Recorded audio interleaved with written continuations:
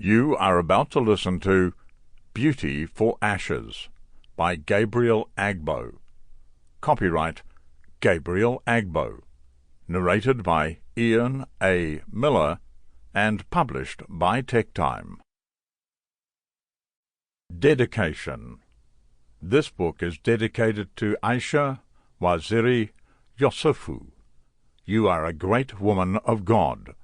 Thank you for all you are doing for this ministry and to further the gospel of Jesus Christ. May God bless and keep you. Amen. Chapter 1. Beauty for Ashes. The Spirit of the Sovereign Lord is upon me, because the Lord has appointed me to bring good news to the poor. He has sent me to comfort the broken-hearted, and to announce that captives will be released, and prisoners will be freed. He has sent me to tell those who mourn that the time of the Lord's favour has come, and with it the day of God's anger against their enemies. To all who mourn in Israel he will give beauty for ashes, joy instead of mourning, praise instead of despair. For the Lord has planted them like strong and graceful oaks for his own glory. They will rebuild the ancient ruins, preparing cities long ago destroyed. They will revive them, though they have been empty for many generations. Foreigners will be your servants. They will feed your flocks, and plough your fields, and tend your vineyards. You will be called priests of the Lord, ministers of our God. You will be fed with the treasures of the nations, and will boast in their riches. Instead of shame and dishonour, you will inherit a double portion of prosperity and everlasting joy. Isaiah 61, verses 1 through 7. One of the virtues that have eternally and will always encourage believers to hold on to God tenaciously, even in the face of seeming extreme hopelessness and despair, is his ability to change the most unpleasant conditions to favourable testimonies. This I call divine transmutation. Yes, you can give it any name you like, but I believe you understand what I'm talking about here. Maybe you've done everything humanly possible to get out of that situation, and all to no avail.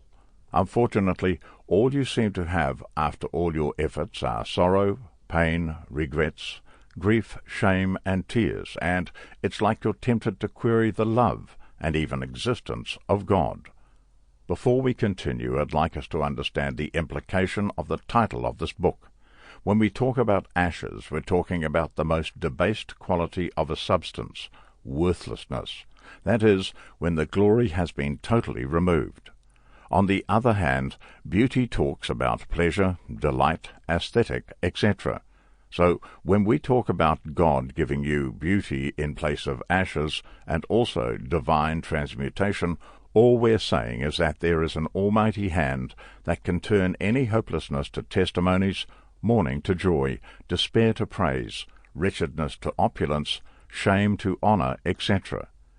In the Bible, ash is always used to portray a humiliating, hopeless, mournful, debasing, or shameful experience.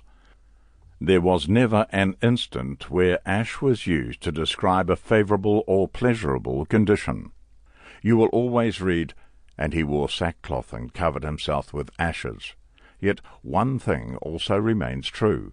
Everybody that passed through humiliating experience while trusting God in the Bible was eventually delivered and honoured by him. Yes. No wonder. He said that he will give you a double honour for the shame you pass through while trusting in him. When humiliating experiences are designed to precede your promotion, there is nothing anybody can do about it.